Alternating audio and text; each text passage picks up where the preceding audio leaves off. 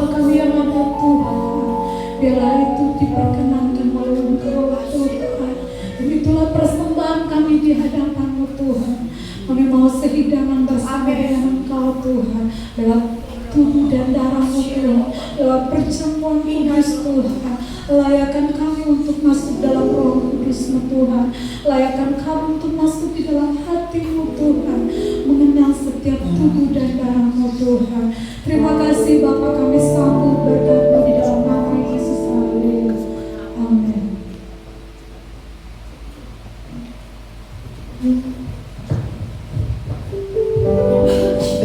Bapak Ibu, kita mau siapkan hati kita akan menerima perjamuan kudus ini karena Tuhan Yesus mati di atas kayu salib itu adalah bukti kasih-Nya bagi setiap kita.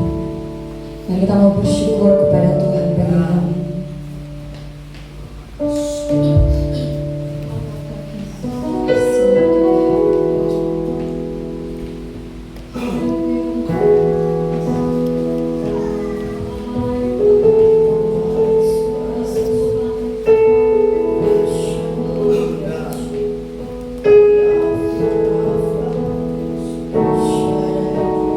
Darah-Mu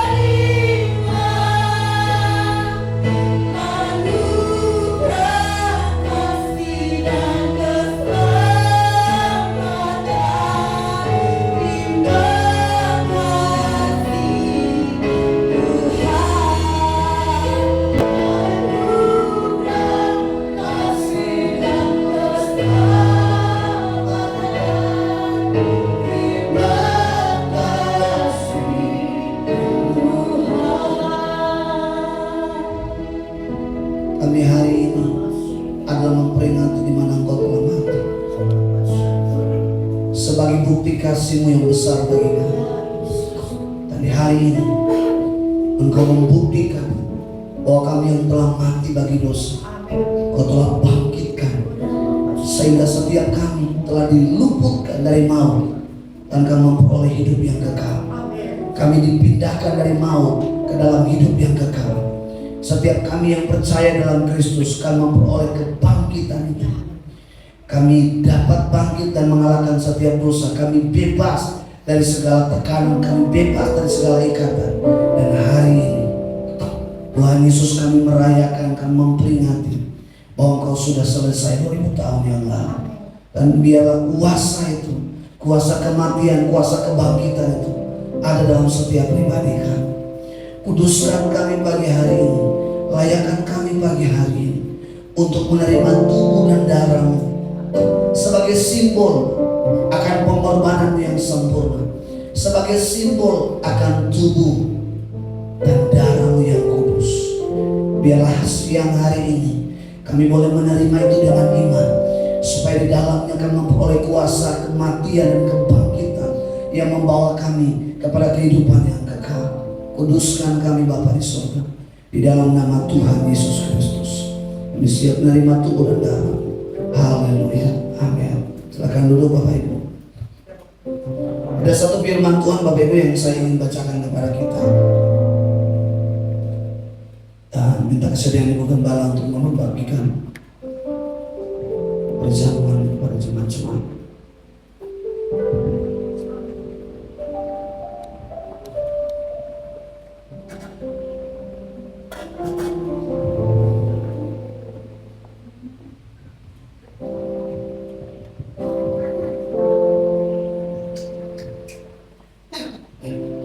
Kasih Yesus sempurna memulihkan seluruh hidupku.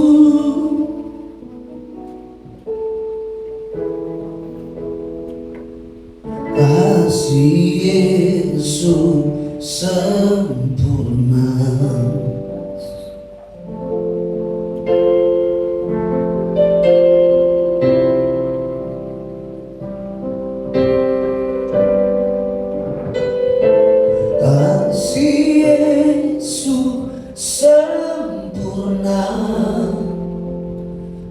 memulihkan seluruh hidupku. Telah lunas di kayu salib supaya aku diselamatkan, dibebaskan,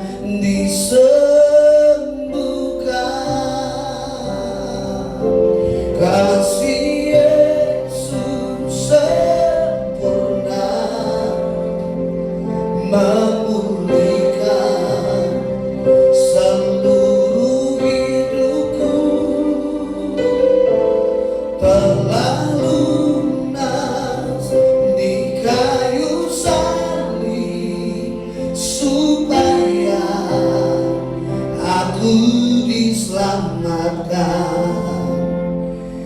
dibebaskan, disembuhkan. Kasih Yesus sempurna memulihkan seluruh hidupku. Telah lunas di kayu salib supaya aku diselamatkan, sembuhkan. Mari Bapak Ibu bangkit berdiri. Kasih Yesus sempurna memulihkan seluruh hidupku. Telah lunas di kayu salib supaya aku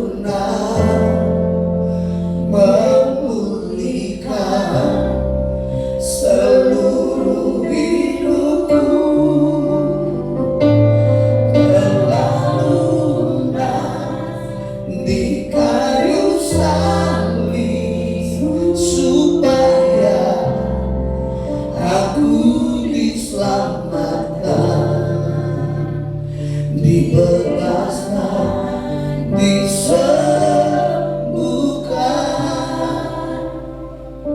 Dan satu firman Tuhan di dalam Roma 4:5 dikatakan, yaitu Yesus yang telah diserahkan karena pelanggaran kita dan dibangkitkan karena pembenaran kita. Dia tidak berdosa dibuat berdosa oleh karena kita.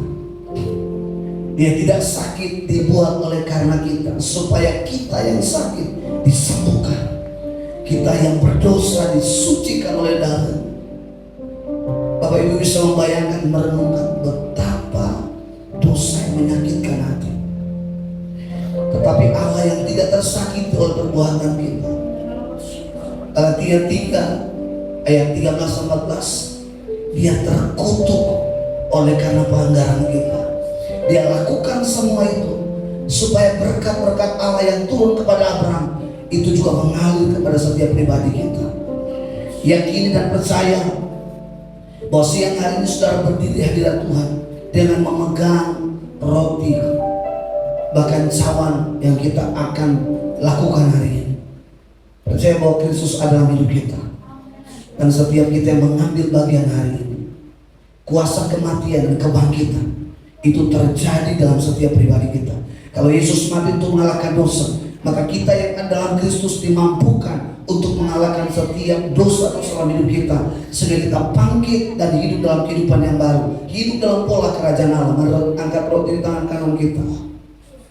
Firman Tuhan dalam Injil Matius pasal 26 ayat 26-28. Pada malam terakhir sebelum Yesus diserahkan, disalibkan, dia mengadakan perjamuan dengan murid-muridnya. Lalu dia mengambil roti, dia memecahkan, memberikan kepada murid-murid dan berkata, ambillah makanlah, inilah tubuhku yang akan terpecah, yang akan terbagi-bagi atas semua orang. Lalu ia mengucapkan berkat atas Bapa di surga, atas ucapan syukur dan berkat.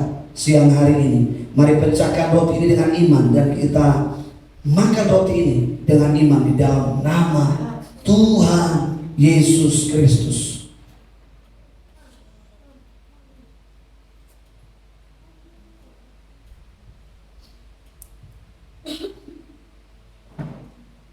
Sesudah itu Yesus memberikan cawan, dia berkata, ambil dan minumlah, sebab ini adalah darah perjanjian.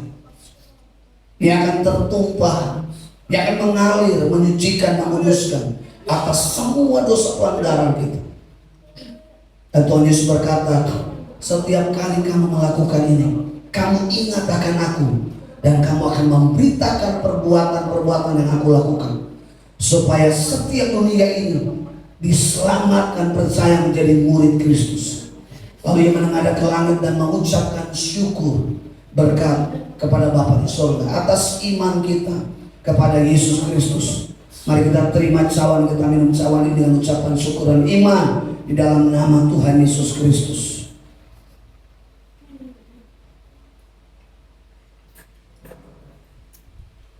Bapak Ibu masih berdiri bersyukur.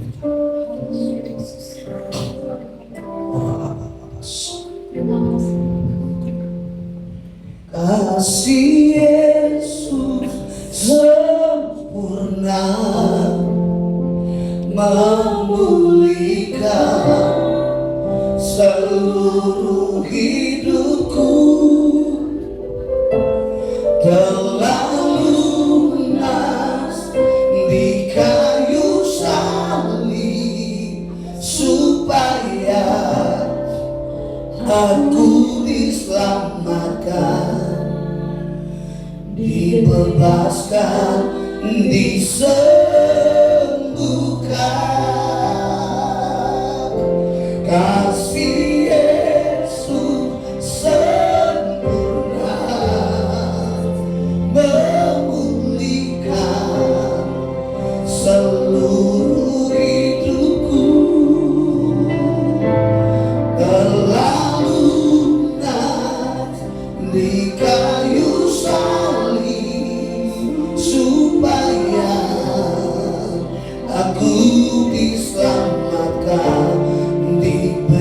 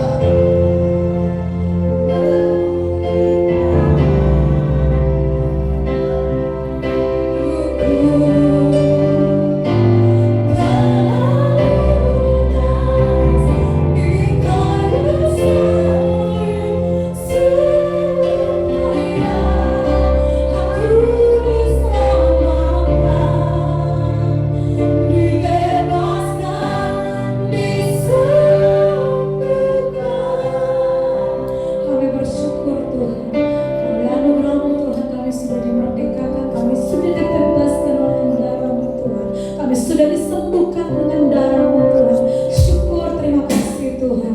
Terima kasih Bapa, kami akan memuji nama Tuhan. Kami percaya di setiap puji-pujian kami berkemenangan atas Engkau Tuhan. Kami memuji akan Engkau Tuhan. Kami mendapat sukacita daripada-Mu Tuhan. Terima kasih Bapa yang siap untuk memuji Tuhan. Sama-sama kita katakan amin. Haleluya.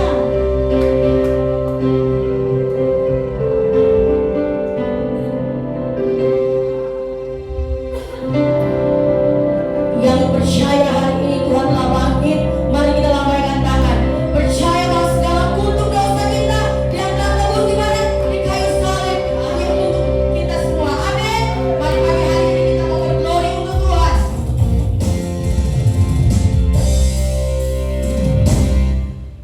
Haleluya. Haleluya.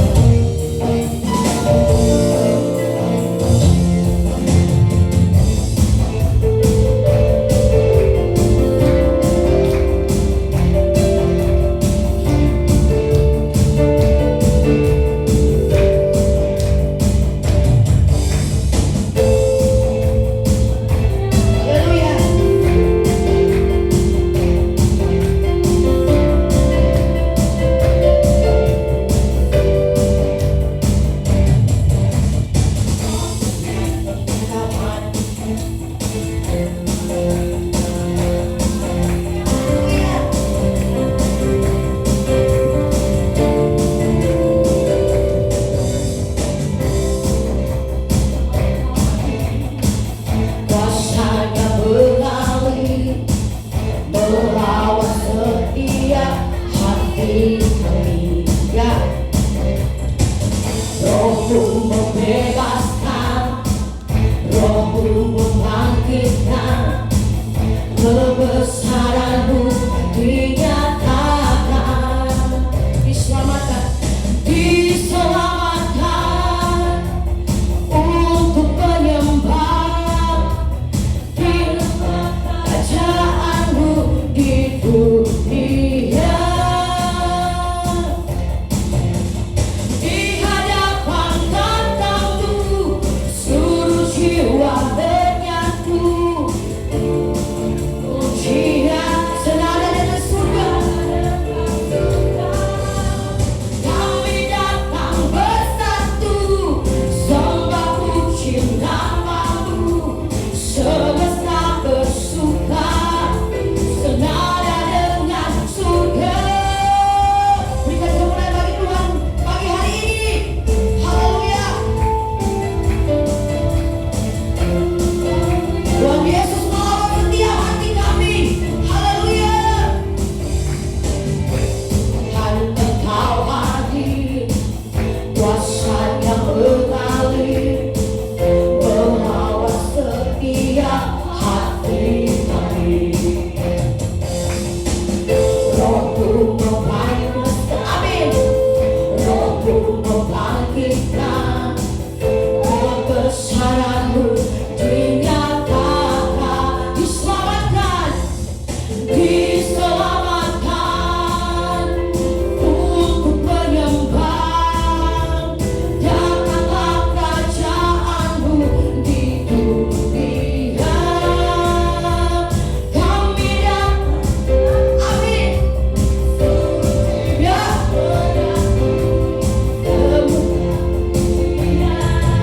senada dengan surga. Kami datang bersatu, sembah puji nama-Mu. Semesta bersama dengan surga. Berikan sorak-sorak bagi Tuhan. Saya mengundang Bapak Ibu Saudara bersama kita bangkit berdiri. Mari kita merayakan kebangkitan Tuhan pagi hari ini. Biarlah setiap waktu kita bernyawa untuk Tuhan. Tuhan Engkau hadir, kuasanya mengalir, melawat setiap hati kami. Ya, Roh-Mu membebaskan, Roh-Mu membangkitkan, kebesaran-Mu dinyatakan. Diselamatkan untuk menyembah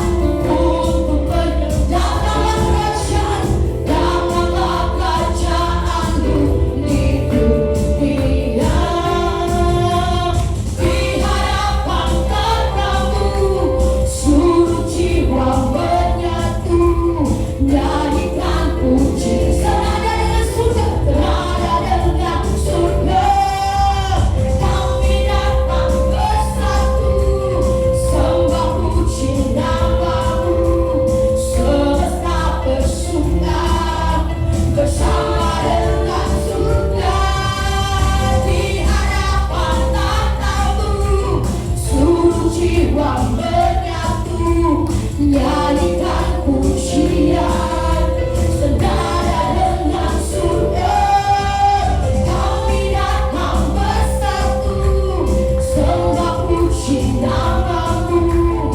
Semesta bersuka bersama dengan surga. Di hadapan kami Tuhan. Amin. Nyanyikan pujian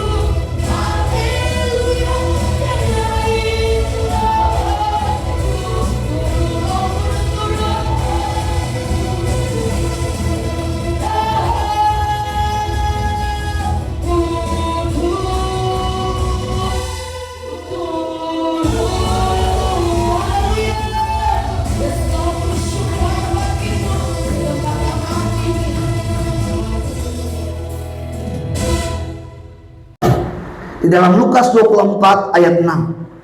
Hari ini kita merayakan tentang Paskah Kebangkitan. Ya.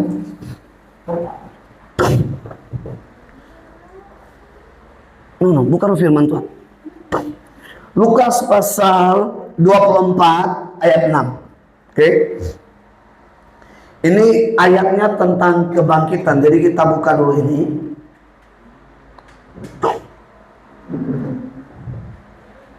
Lukas, oke, sudah? Kita baca sama-sama. Lukas pasal 24 ayat 6.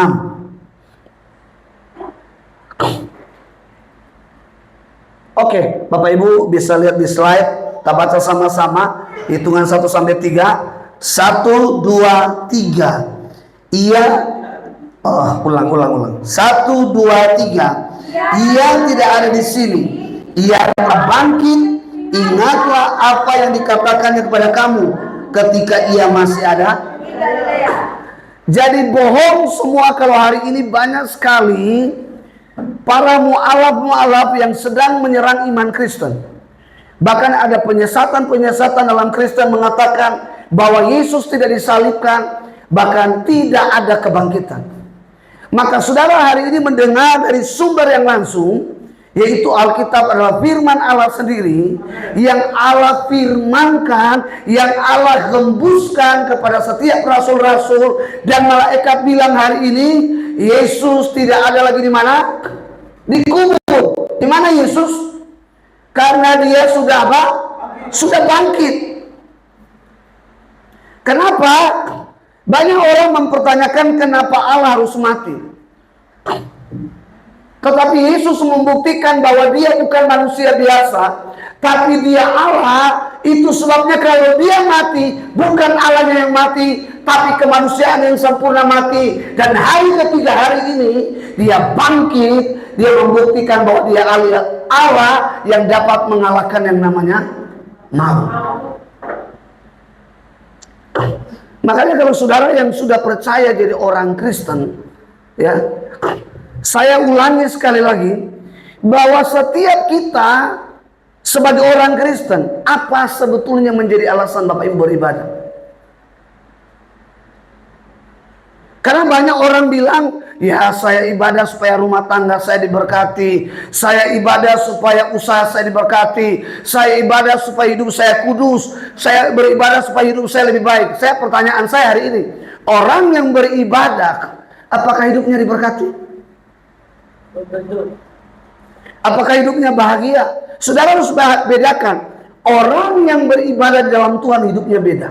Amin. Orang yang hanya beribadah, hidupnya juga pasti berbeda.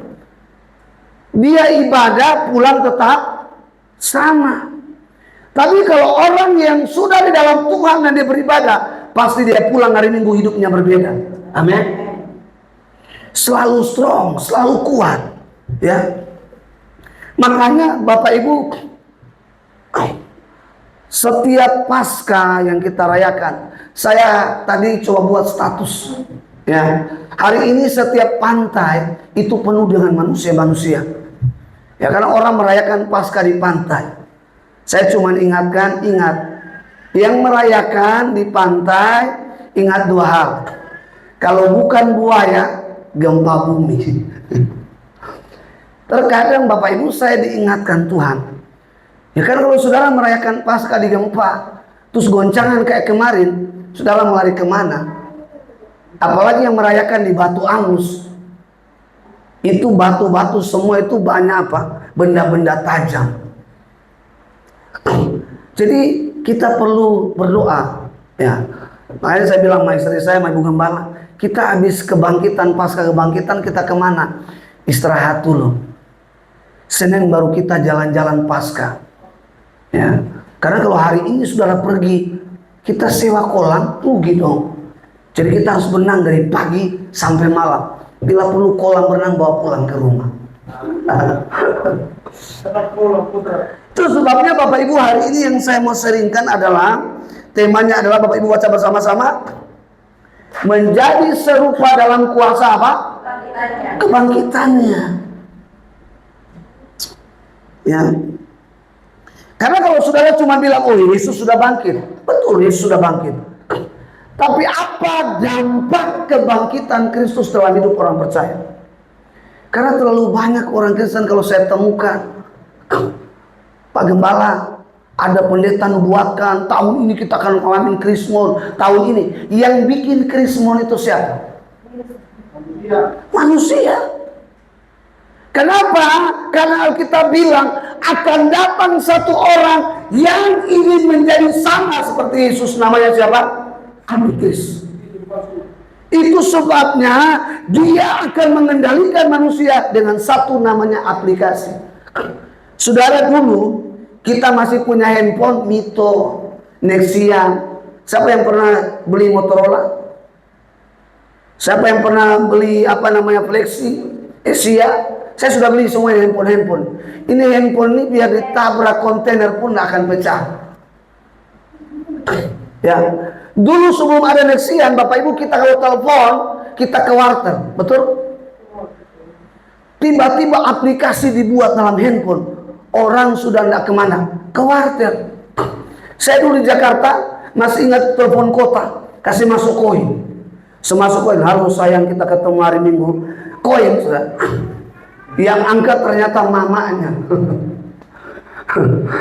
Jadi Bapak Ibu, setelah handphone sudah ini, sekarang dulu orang ke warnet main internet, sampai pagi. Siapa di sini yang pernah main internet? Ke warnet. Saya dulu buka-buka Facebook, sana ya sudah main warnet dulu. Hebat. Tapi akhirnya orang membuat sebuah teknologi, dari handphone saudara bisa mengakses apa? Internet apa saja. Orang dulu buat dosa itu sembunyi-sembunyi. Sekarang orang bisa janjian dengan istri orang lewat siapa? Lewat apa? Handphone. Dan akses yang paling ampuh antikris untuk menaklukkan orang-orang di dunia ini lewat apa? Lewat handphone. Saudara mau jadi orang kaya, saudara kuasai aplikasi, saudara bisa tipu seluruh dunia ini. Saudara jadi kaya dalam satu hari. Saudara lihat orang yang punya aplikasi Gojek, Grab, InDriver, dia nggak kerja, aplikasi main. Satu hari dia punya penghasilan satu kota itu di atas 2-3 miliar. Ya, makanya saudara bisa lihat waktu waktu munculnya vaksin, orang semua bilang antikris. Saya mau tanya, antikris itu benda atau manusia? Ya. Dan kita nggak bisa pungkiri bahwa ini waktunya antikris akan menguasai. Saudara tahu hanya satu pintu nanti menguasai ekonomi. Ada orang bilang dari ini, yang menguasai ekonomi itu cuma satu bangsa, namanya Israel. Nggak pakai kueso. Kalau kueso itu anak saya. Kemarin Ibu Gembala sempat bergurau karena Israel sering keras kepala. Dia bilang ganti nama, karena nama Israel itu Tegar Tengkuk.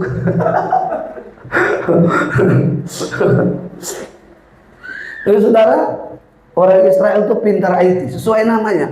Dia pintar IT. Tadi dia korek-korek, ada begini, jadi tema saya. Ini buat temanya. Tadi dia miring sedikit, dia buka, sesuai namanya Israel. Saudara, Facebook, YouTube, semua yang punya adalah Israel. Oh, kayak kita.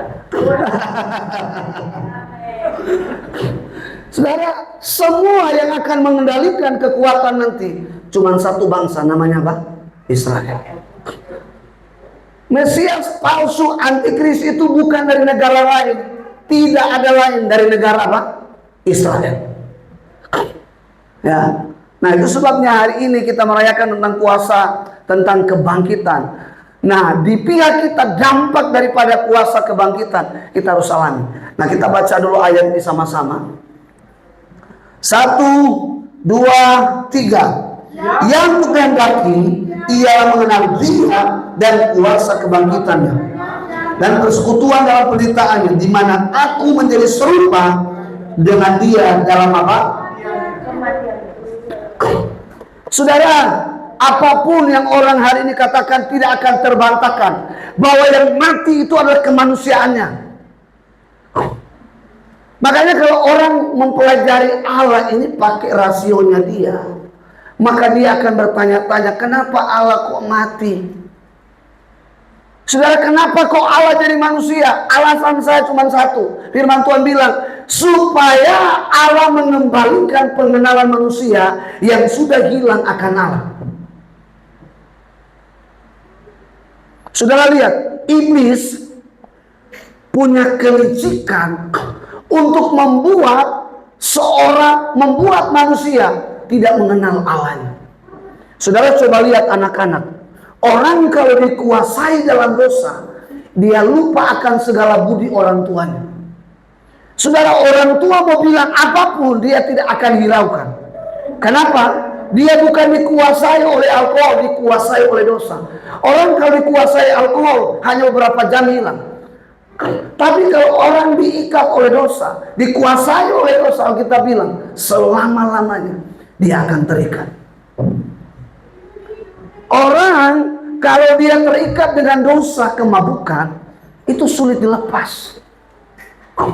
Kemarin ada seorang ibu datang ke sini dan dia bilang begini, Pak Pendeta, minta maaf, suami saya itu setiap hari yang marah-marah sama anak saya yang bungsu. Kenapa? Karena anak saya sudah dipukul, sudah diusir, nggak lepas-lepas dari dosa perjudian. Saudara tahu dosanya apa? Main slot. Kalau umur-umur kayak opa papi mana tahu tuh slot.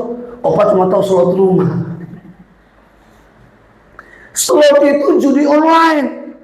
Satu waktu ponakan saya, dia hubungkan email internetnya dengan slot. Tiba-tiba dia main, dia dapat uang. Wah, dia senang. Dia main lagi. Tiba-tiba ini slot potong gajinya 11 juta. Stres tengah mati. Ada banyak jebakan-jebakan iblis yang banyak orang tidak sadari. Saudara ingat kemarin di daerah Sumatera ada seorang kepala cabang dari BNI.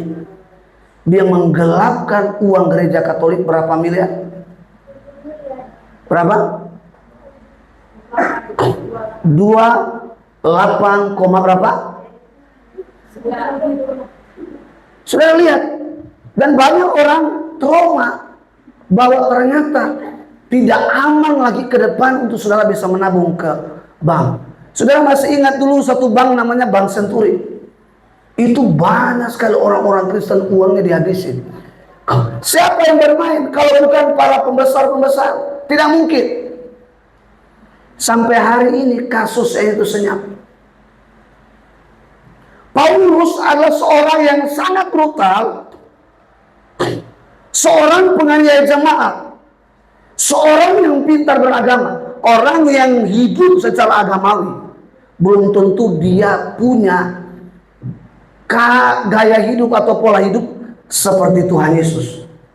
Tapi kalau orang di dalam Kristus, pasti hidupnya sama seperti Kristus.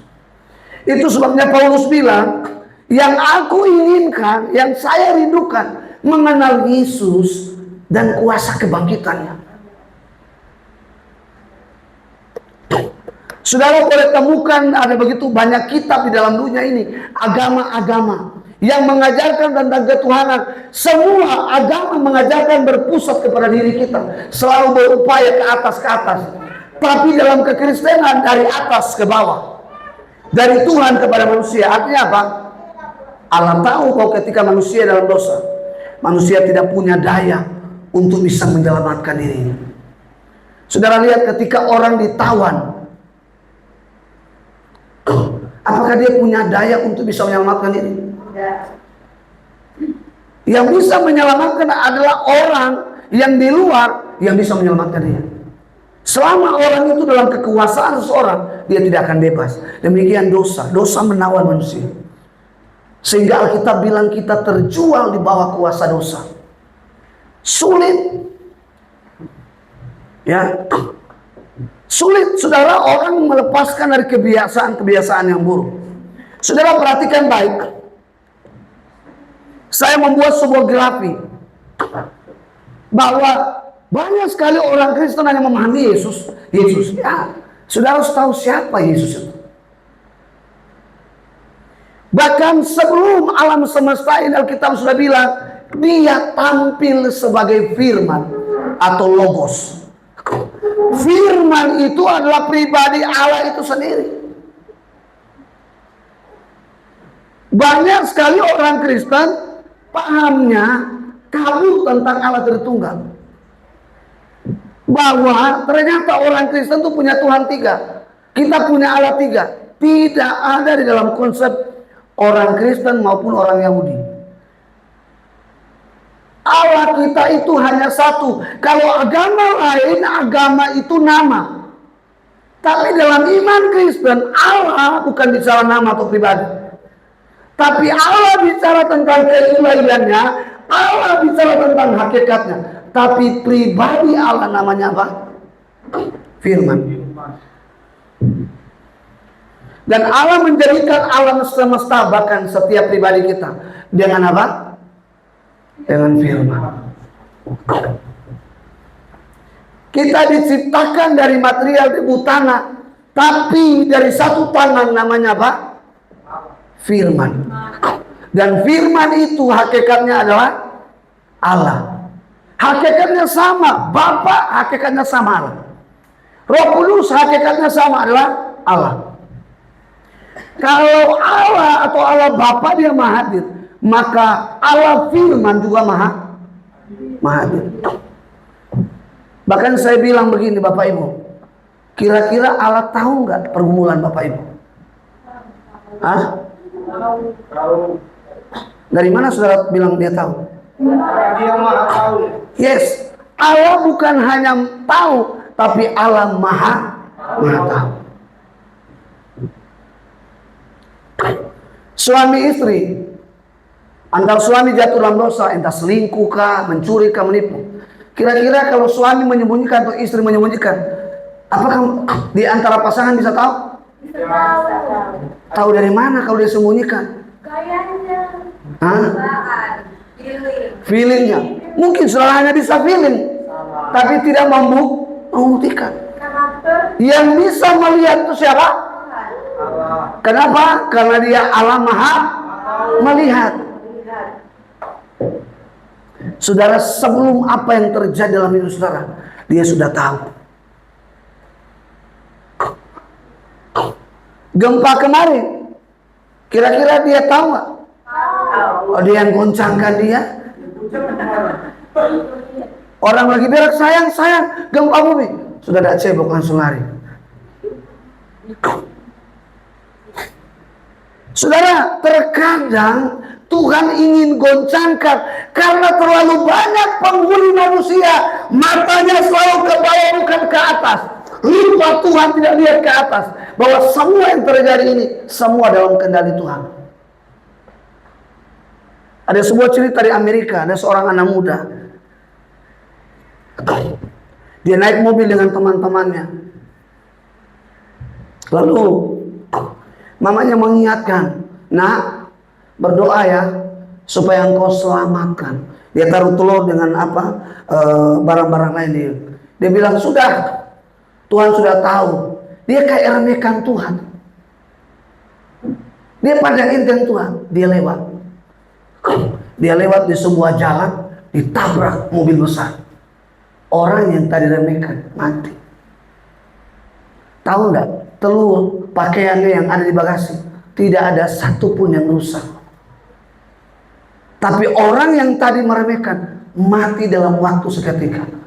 Dan itu mengenaskan. Saudara, kalau saudara main-main dengan manusia, sama dengan Yesus bilang gini, kalau saudara hina manusia atau kemanusiaan Yesus, aman. Tapi kalau saudara hina Roh Kudus, itu bicara tentang hakikatnya, Allahnya. Saudara habis. Ada seorang mu'alaf Kristen namanya Agustan. Malam hari dia live dan dia buka Alkitab dan dia bilang begini. Dia taruh di pantat, dia kentut. Saya mau lihat kalau Yesus bisa sanggup, hari ini saya mati. 1 minggu kemudian koma dan tidak disembuhkan. Saudara tahu, dia diminta siapa yang doain? Pendeta Gilbert dan lain sebagainya. Dan dia kecewa. Tidak ada satupun yang bisa menyembuhkan. Saya pernah bilang di atas mimbar ini, Saudara boleh punya uang, saudara boleh punya harta. Selama saudara melakukan itu, kalau Tuhan tidak campur tangan, uangmu akan habis. Saya membuktikan firman Tuhan, seorang wanita yang pendarahan 12 tahun, orang kaya dia jual, budel semua dia jual. Alkitab bilang dia tidak dapat disembuhkan. Tapi dalam seketika dia berjumpa dengan seorang pribadi yang hari ini kita rayakan dia bangkit dari antara orang mati, namanya siapa? Yesus. Dia cuma bilang, asal ku pegang jubahnya, aku percaya aku sembuh. Dan Alkitab membuktikan, waktu dia pegang jubahnya Tuhan Yesus, pada waktu itu kuasa keluar menjamah dia, sembuh. Saudara, saya sedang membayangkan, kalau zaman Pak Jokowi Presiden ke-7 tidak mengeluarkan sebuah program BPJS, banyak orang mati hari ini karena tidak dapat bayar kesehatan. Saya kemarin urus disuruh anak rohani, Pak tolong aktifkan BPJS. Saya aktifkan BPJS. Selama kita punya BPJS, kita belum pernah pakai. Jujur sampai hari ini. Istri saya waktu itu melahirkan, oh pernah, Valeri. Kalau zaman Israel pakai jam persalinan. Masa pandemi 3 tahun Bapak Ibu, kita lewatkan, semua orang terkapar dan sebagainya. Kami satu keluarga tidak pernah sakit. Saudara tahu, orang percaya selalu diproteksi, dilindungi oleh kuasa darah. Makanya saya mau bilang, kalau saudara jadi orang Kristen hanya dalam gereja, saudara tidak mendapatkan proteksi daripada Allah itu sendiri. Sudah pernah ikut asuransi? Kalau saudara ikut asuransi, saudara akan diprotek, pendidikan, kesehatan dan sebagainya. Sama halnya, kalau saudara ada dalam Kristus, saudara akan mendapatkan asuransi ilahi dari surga. Setiap orang yang percaya, kita punya iman yang teguh bahwa tujuan kita, alamat kita kalau pulang bukan ke neraka, tapi ke rumah Bapa di surga. Makanya kemarin gempa, orang banyak takut mati. Bahkan maaf kata pendeta-pendeta. Anak rohani saya bilang begini, Bapak lari enggak? Saya sebenarnya enggak mau lari, saya mau tidur ulang. Cuman dibangunin istri saya. Saya keluar. Karena kalau lari-lari ke gunung pun percuma. Tetap apa? Mati. Makanya Bapak Ibu perhatikan grafi ini. Allah ini yang ilahi, yang sifatnya roh, yang Bapak Ibu tidak lihat. Ini firman ini. Ya.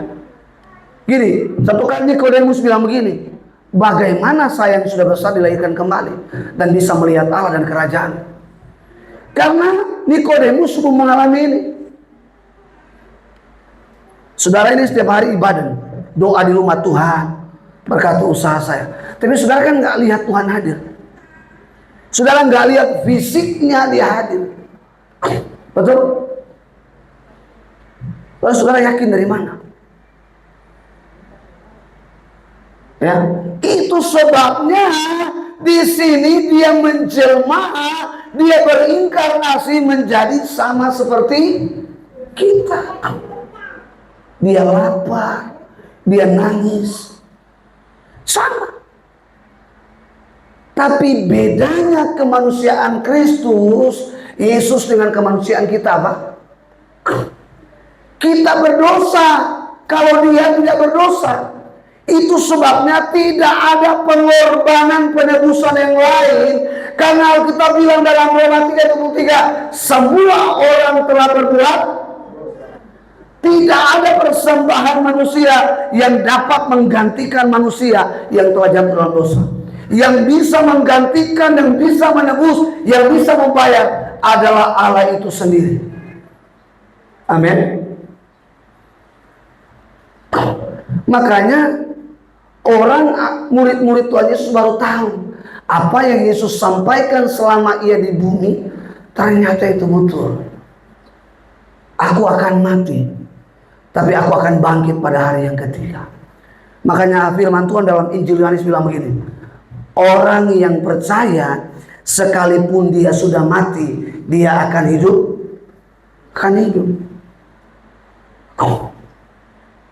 Karena kehidupan itu yang kekal tidak bicara hanya saudara bergerak. Ada orang hidup dalam dunia ini jalan, dia kelihatan sehat, tapi secara rohani mati. Kenapa? Karena dikuasai oleh dosa.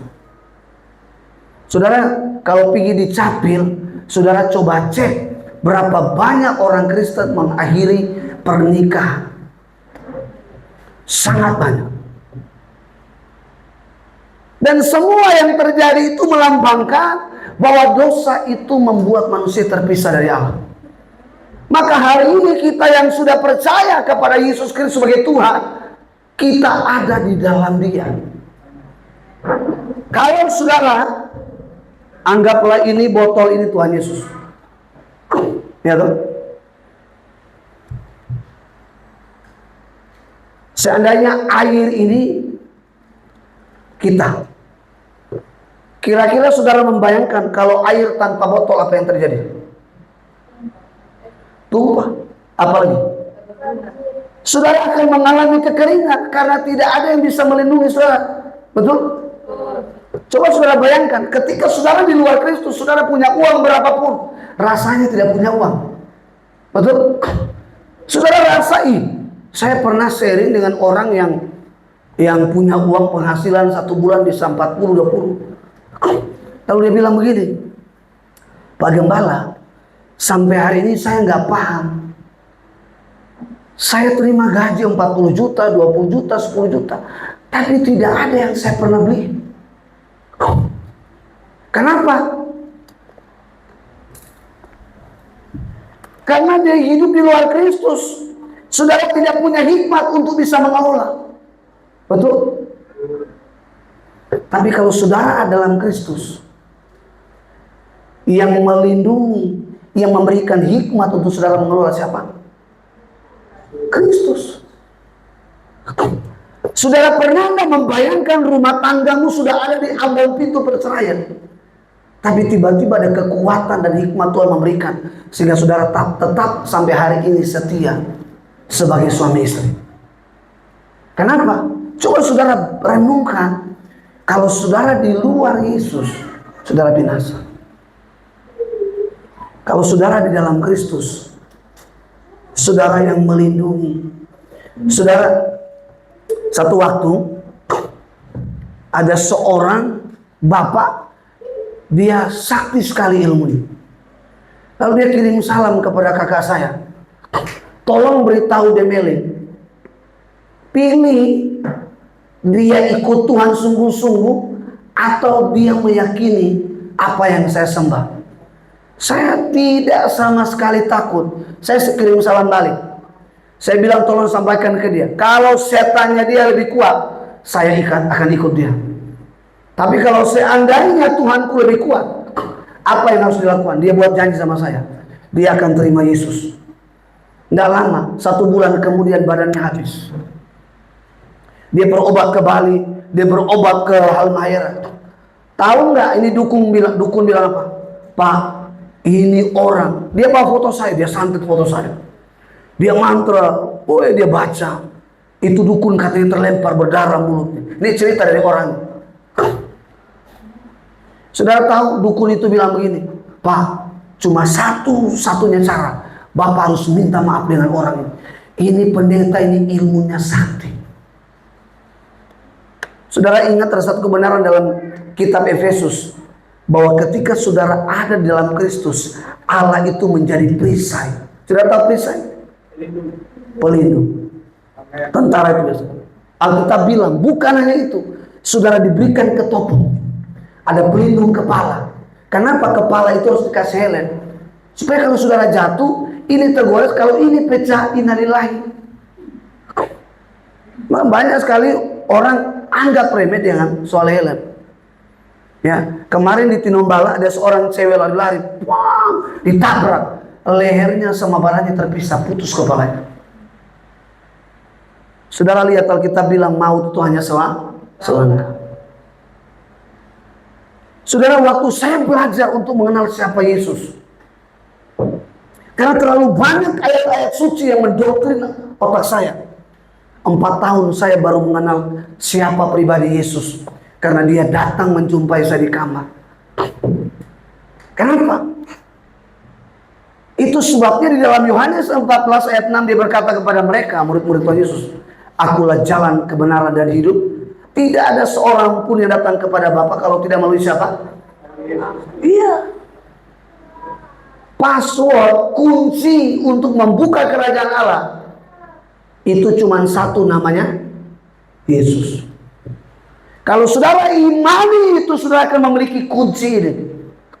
Dan kunci itu akan terbuka ketika saudara membuka itu dengan satu nama, yang namanya nama Yesus.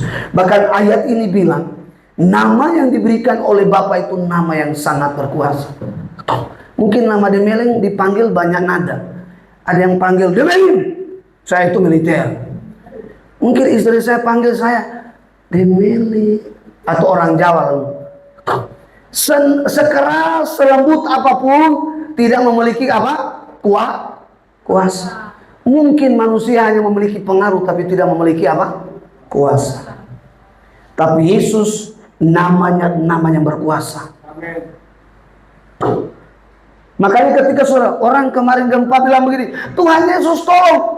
Saya mau tanya, Tuhan berhenti goyang? Makin kuat dia goyang. Karena Tuhan bilang begini, "Putar balik." Karena hanya di gempa kamu panggil saya. Tapi di saat kamu sehat, kamu di saat kuat, kamu lupa saya. Makanya Bapak Ibu mau lari kemana? Daud bilang, lebih baik aku lari ke gunung-gunung Tuhan. Gunung Tuhan itu bicara tentang apa? Hadirat Tuhan. Gunung Tuhan itu bicara tentang apa? Di mesbah Tuhan. Datang ke Tuhan berdoa. Minta ampun. Makanya setiap hari Jumat kita ada namanya ruang pertemuan kudus di sini. Kita berdoa, kita berlutut, berdoa untuk kota Bitung. Karena kejahatan di kota Bitung ini merajalela. Anak-anak di bawah umur kok suka tikam-tikam. Saudara lihat sekarang, yang tikam-tikam itu anak-anak di bawah umur. Dan tanpa disadari, dosa selain kejatuhan manusia, dosa kedua yang dilakukan keturunan Adam, itu dosa apa? Dosa pembunuhan. Kain membunuh adiknya sendiri. Makanya orang dalam keadaan cuma soal bisnis apa, dia bisa membunuh saudara, kakak, tidak peduli. Dosa tidak mengenal silsilah. Ada 3 hal yang saya ingin sampaikan. Bagaimana dampak daripada kuasa kebangkitan dalam iman kita.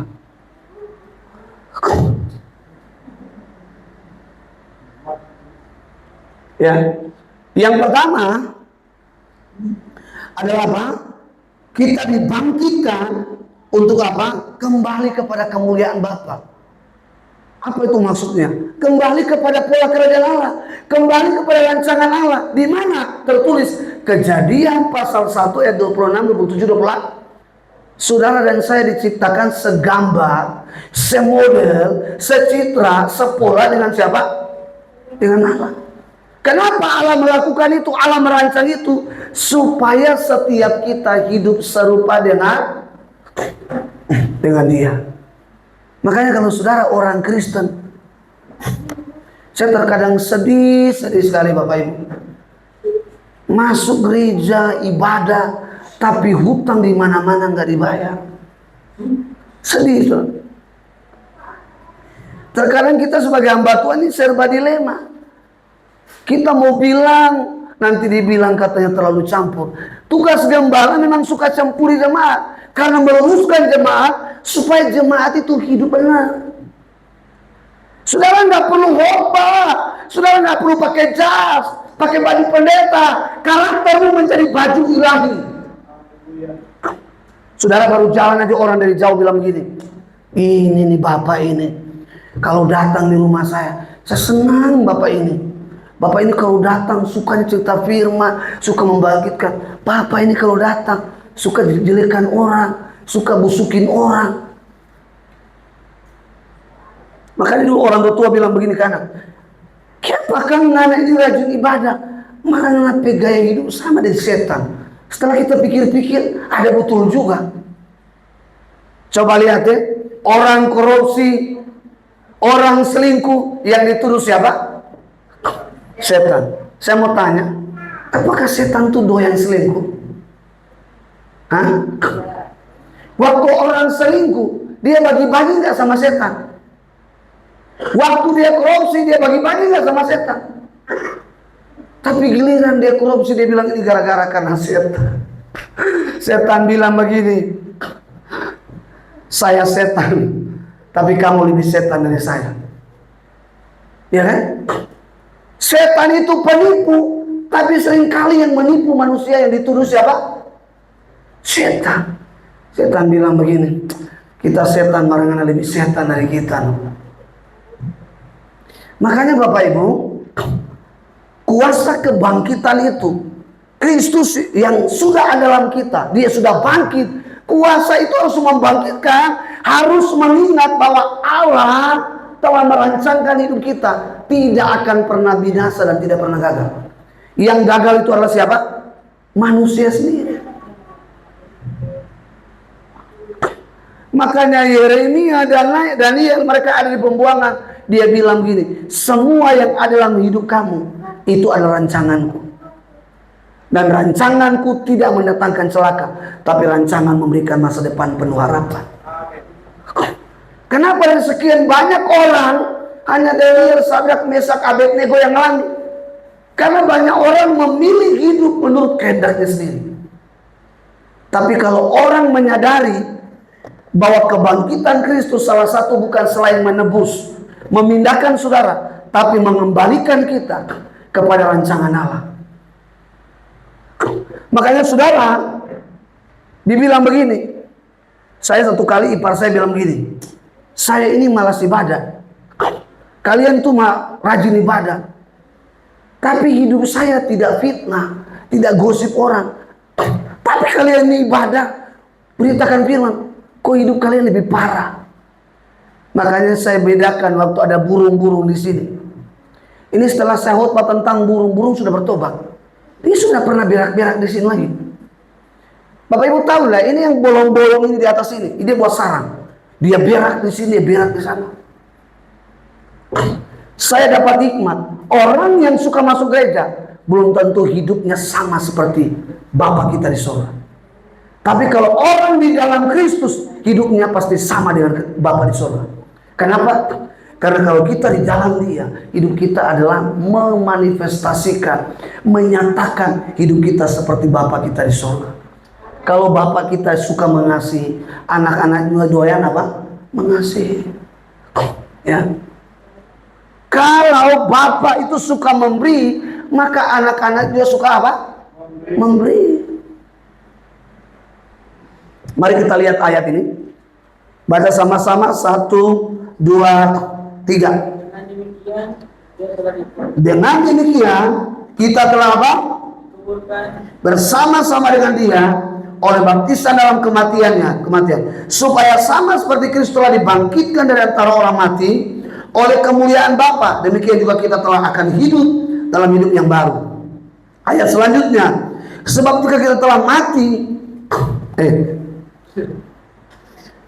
baca sama-sama. Sebab jika kita telah mati menjadi satu dengan apa yang sama dengan kematiannya, kita juga akan menjadi satu dengan apa yang sama dengan apa? Kebangkitannya. Kata menjadi satu itu terpola. Menjadi satu itu sepakat.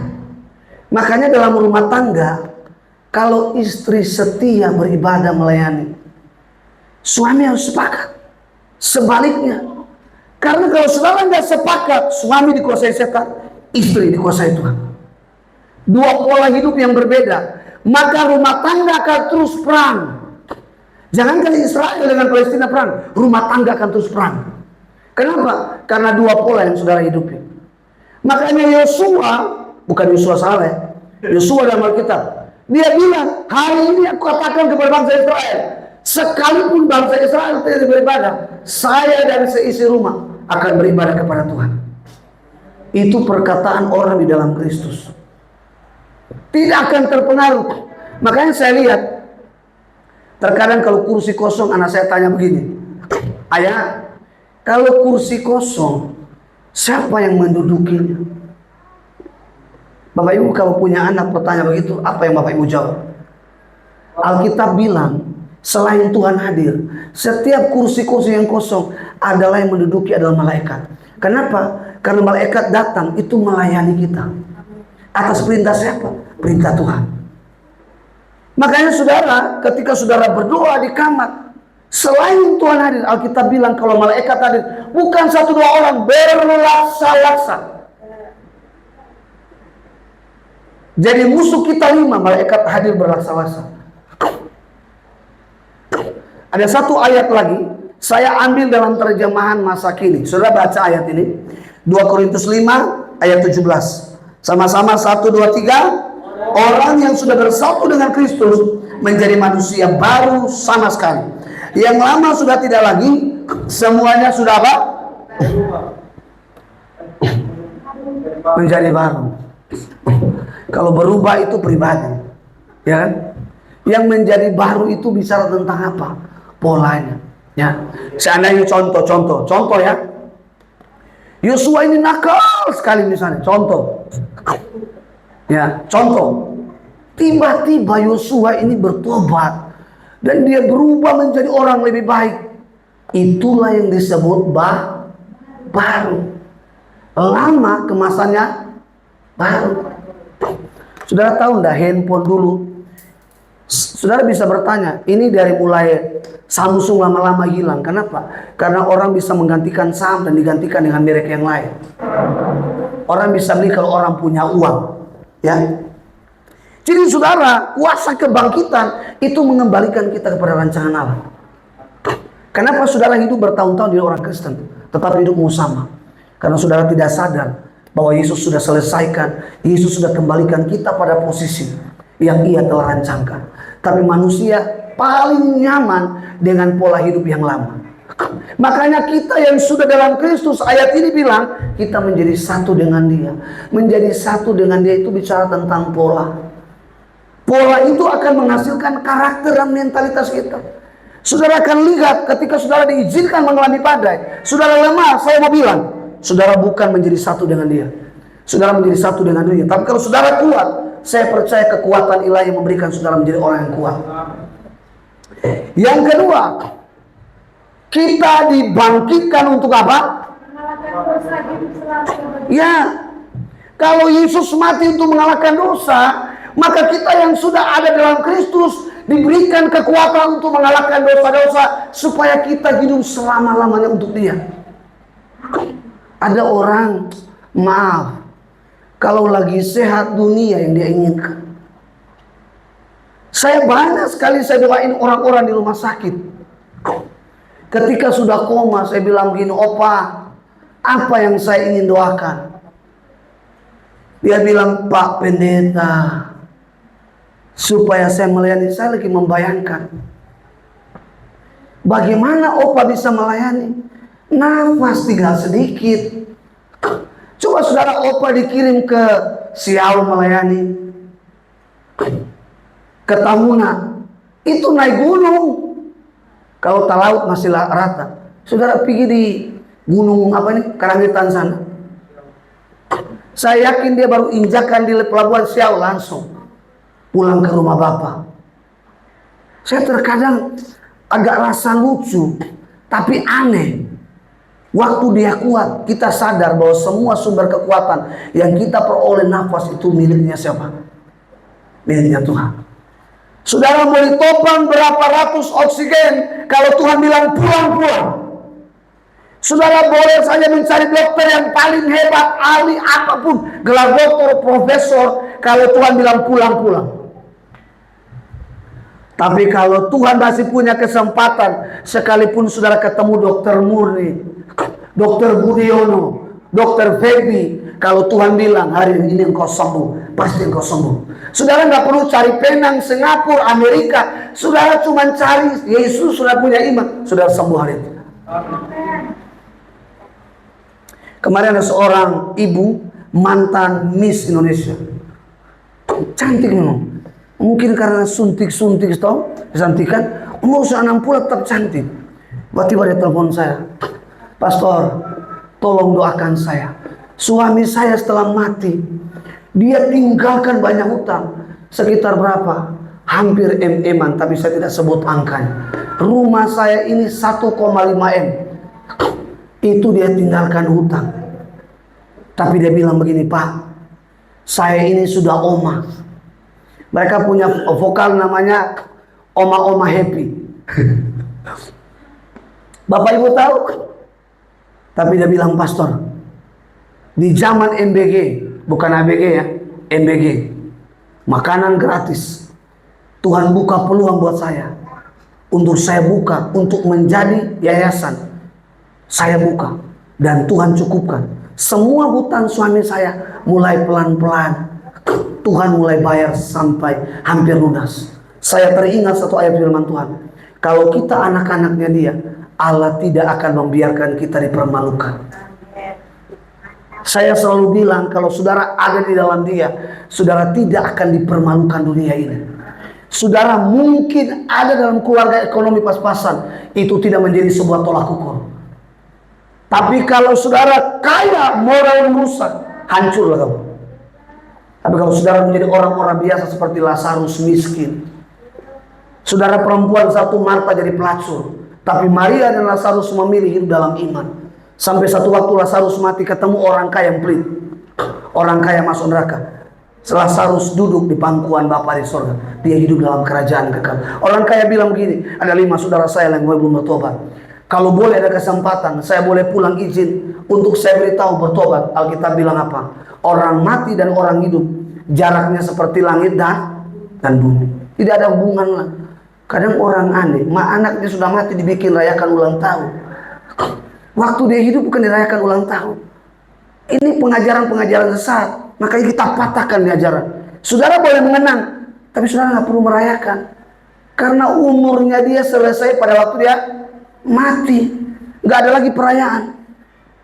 Yang ada perayaan cuma satu, namanya Yesus.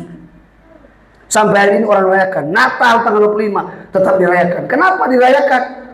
Karena Yesus mati membuktikan dia Allah dan dia hidup.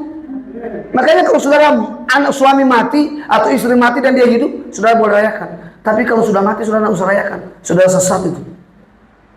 Baca ayat ini sama-sama. 1, 2, 3. Tidak mati lagi. Mau tidak berkuasa lagi atas dia. Ayat 10. Kematian terhadap dosa 1 kali dan untuk selama-lamanya. Dan hidupnya adalah 1 ayat lagi. Demikian hendaknya kamu memandangnya bahwa kamu telah mati bagi dosa, tetapi kami hidup bagi Allah dalam. Ya. Makanya saya kemarin tanyakan, antara baptisan dengan kelahiran kembali, mana yang cuma 1 kali? Karena tidak ada Yosua ini yang sudah besar masuk lagi ke rahim ibunya. Lenci Joyce, ya Awi yang sudah 80 ini, suruh masuk pada mama ulang. Baptisan banyak sekali saya lihat diulangi berkali-kali. Tapi kelahiran kembali hanya terjadi 1 kali seumur hidup. Makanya waktu Yesus dia bangkit mengalahkan dosa, cuma 1 kali dia tidak pernah ulang. Saudara, kalau sudah ada dalam Kristus, jangan coba-coba keluar. 1 kali sama seperti Kristus bangkit. Kadang orang bilang begini, coba-coba. Dia coba-coba keterusan. Alkitab bilang, dosamu dulu 1 kali lipat. Kalau engkau coba 7 kali lipat, akan kembali. Makanya saudara, kalau saudara sudah ada dalam Kristus, jangan coba-coba keluar. Karena kalau enggak, saudara mulai dari nol. Kuasa kebangkitan selain mengembalikan kita, kuasa kebangkitan itu membuat kita apa? Ini soal ketiga, ini kedua ya. Ya, mengalahkan dosa dan kita hidup untuk selama-lamanya. Yang ketiga,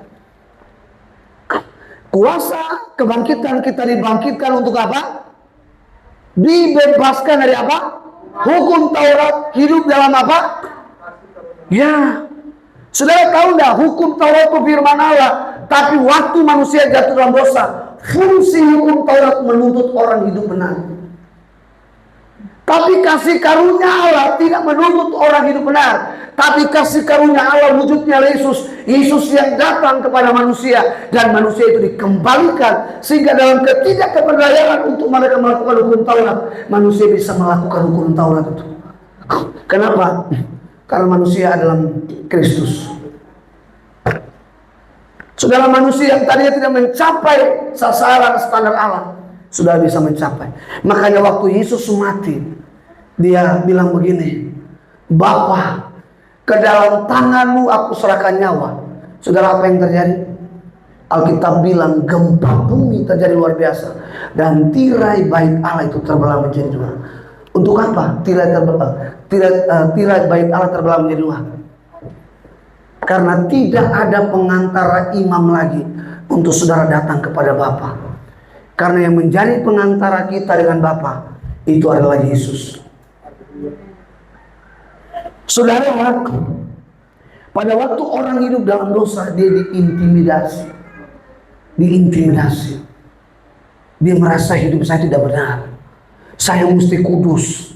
Saya mesti jaga kekudusan, saya puasa. Saudara, puasa sampai ratusan tahun pun tidak menjadi saudara kudus. Saudara kudus hanya saudara ada dalam Kristus. Tidak ada kekudusan yang bisa mencapai standar Allah di luar Kristus. Cuma di dalam Kristus saudara mencapai standar Allah itu. Makanya waktu orang berdosa datang, dia berdiri dengan membalikkan, dia bilang, Tuhan, aku orang berdosa, aku tidak layak. Tapi orang yang hidup dalam hukum Taurat, dia berdiri dengan Tuhan, aku sudah kasih perpuluhan, Tuhan aku kasih pembangunan, Tuhan aku kasih uang pagembala, Tuhan saya kasih uang untuk fakir miskin. Saya mau tanya, apakah semua persembahan dia itu berkenan? Kenapa? Karena dia hidup di luar Kristus. Dia cuma tahu kebenaran, tapi dia hidup di luar Kristus. Kita baca satu ayat ini terakhir.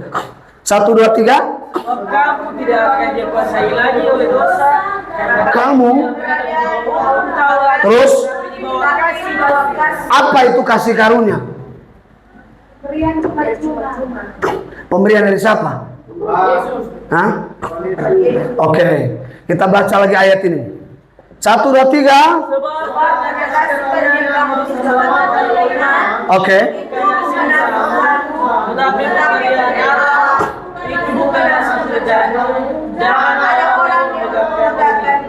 Oke, next. Tunggu.